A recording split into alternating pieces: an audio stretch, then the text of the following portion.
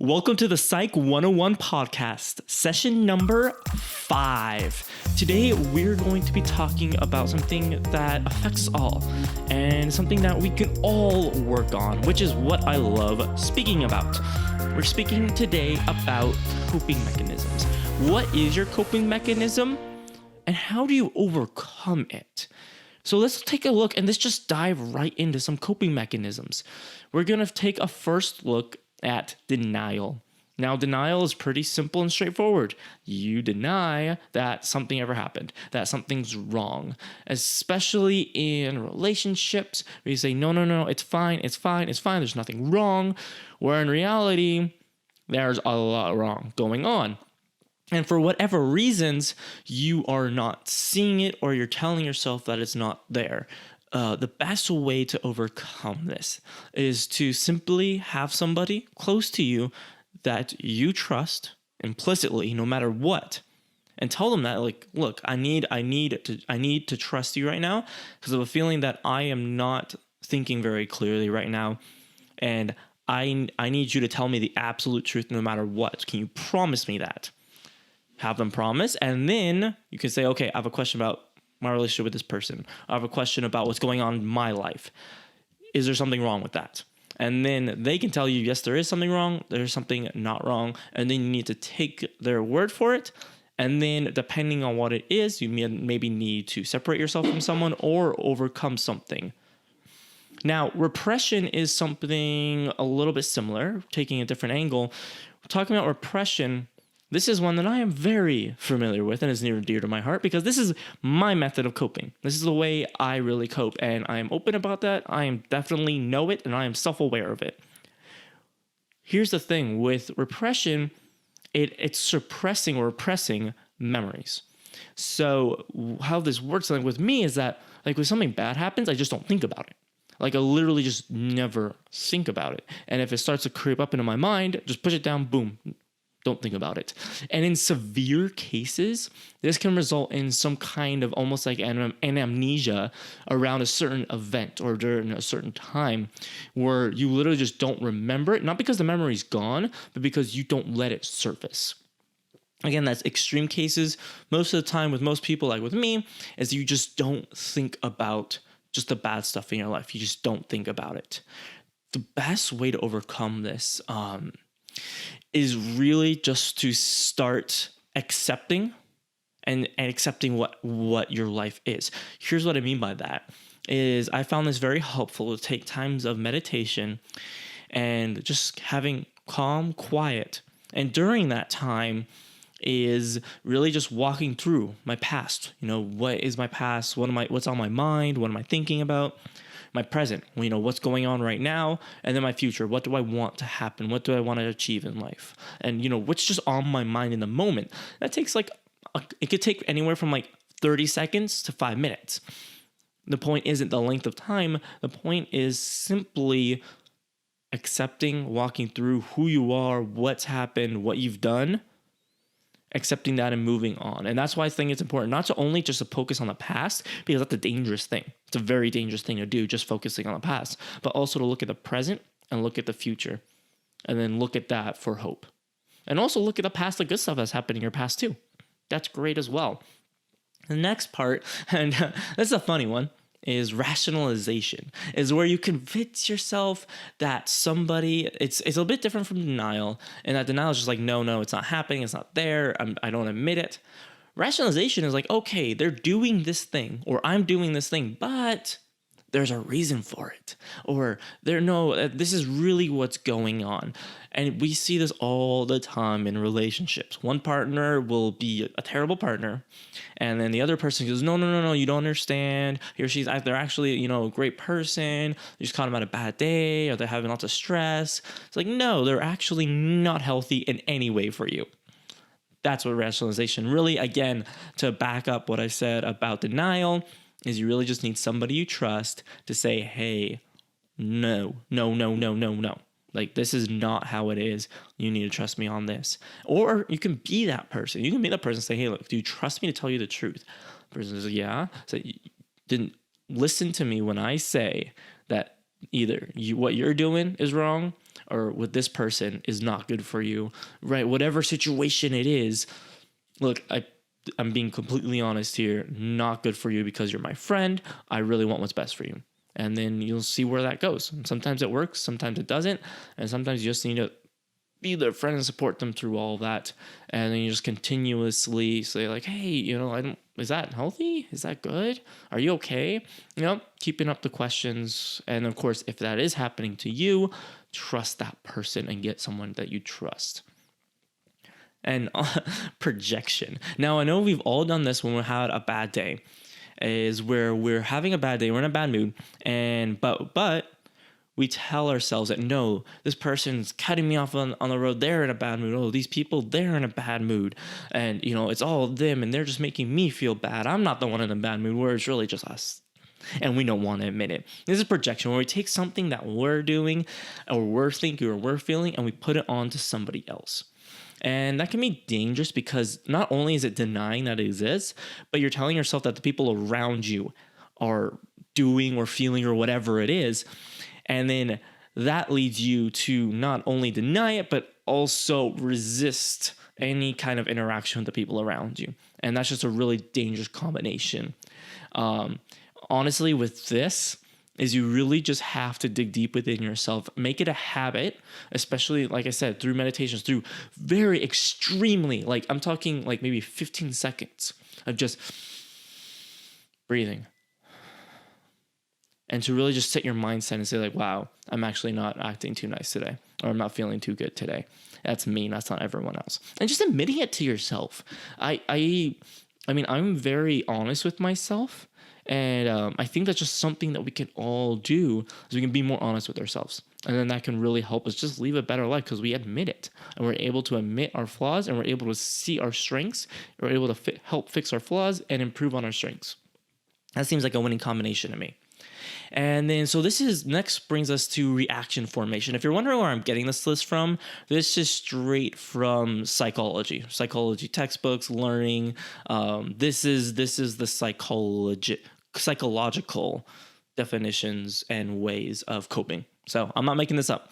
Reaction formation. I bring this up because this one, it's a bit, we don't see it too often. You might be saying like, where does that happen? But reaction formation is where you take an opposite stance of an issue because maybe you don't want to admit that you stand on an issue, or maybe you don't want to admit this about yourself. So let's say like someone who's depressed might say like, oh, people who kill themselves are selfish and they deserve, or like, take an extreme stance on the other side of it because they don't want to admit that was going on. You'll see denial takes root in a lot of these places.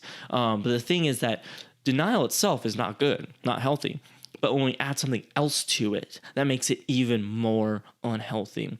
And honestly, again, this one, you gotta dig deep within yourself, see who you are, what you believe, and then hold on to that. And then if something is wrong within you, maybe if you're depressed or anxious and you don't want to admit it to yourself and go get help. And if you want ways to go get help, I have a free ebook for you. If you go to youcan'tbeerased.com/ebook, I have that for you completely free on everything that I did to overcome my depression and anxiety. Now that brings us to one of the most common ways, big and little.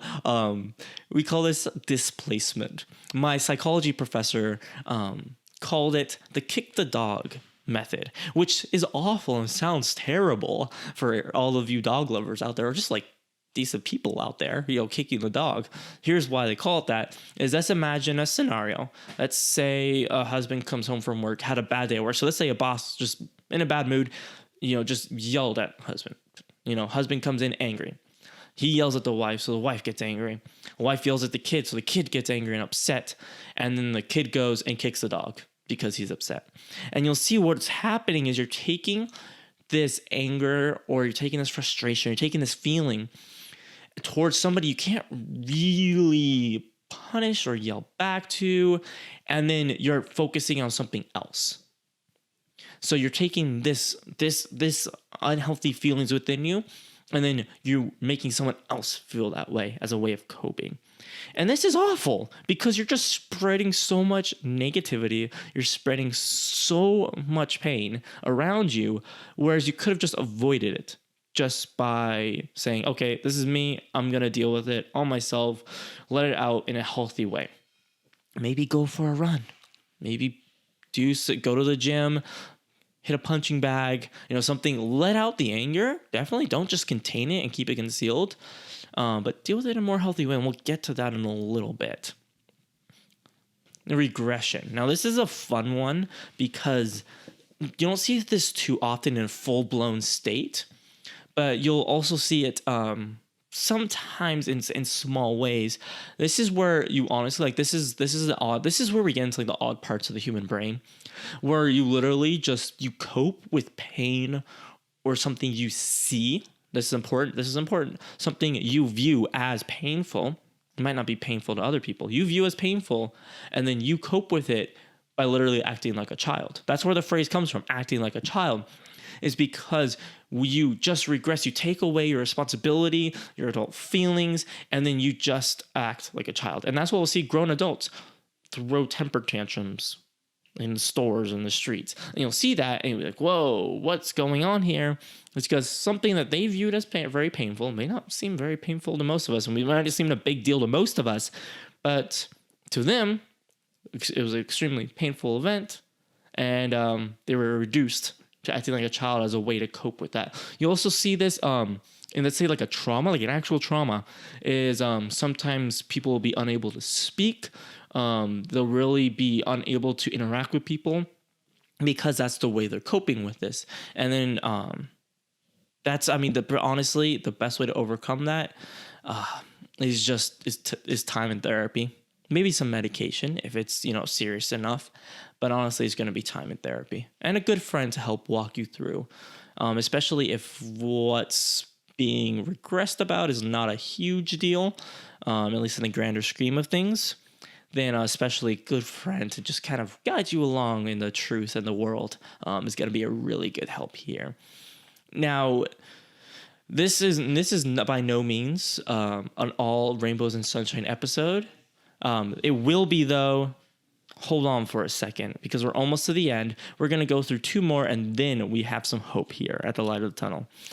We have identification is coming up. So this is where usually when people, especially teens, are suffering from anxiety, usually this is where it happens in poor self-image. They'll latch on to somebody they see as great, like super fans of certain pop stars, let's say. Is they'll latch onto them and they'll identify with them. They'll identify as being of a group of this person, or they'll identify as, being, wanting to be like them. And then that will give them a sense of worth because they're like this person or they belong to a group of this person. And honestly, this is dangerous because that doesn't give you self-worth. That gives you the appearance of self-worth that will go away.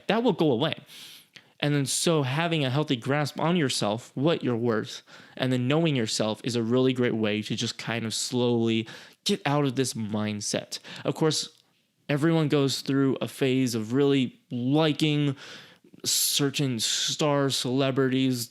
That's part of growing up. And there's certain psychological reasons for that we can get into definitely in a later episode because it's very interesting. But honestly, it's going to take just some time. Just some time, definitely some therapy, and again, a good friend to walk you through. Now, this is something that a lot of guys will suffer from. Maybe have this as their coping mechanism, is compensation. So, being really built because you're depressed, or you're anxious, or you have low self-worth, or something along those lines of saying, especially when it comes to working out, I would say, especially with guys. Or dressing really nice, really fancy, having a good car, as a way of coping with something that usually an insecurity about something, low self-image, anxiety. And honestly, the best way to cope with that is to have a really good friend next to you to show you how much you're worth. And honestly, and especially therapy, is also going to be help to guide you out of that way of thinking. Now brings us to the light at the end of the tunnel. This is beautiful. I will say that. I'll preface it with this. And this is where we're talking about sublimation. Fancy word, big word. what it means is that you take all that bad stuff within you, all that pain, and you turn it into something beautiful. You turn it into something that inspires others, motivates others, brings positivity to the world. This is what I did with my stuff that I went through. Is I took it, I said, I'm not going to be ruled by this. I'm going to turn it into something good. Because not only are you moving past all that bad stuff, you're doing something good with that. That gives you motivation. That gives you self-worth, self-image. It helps you and it helps a ton of other people.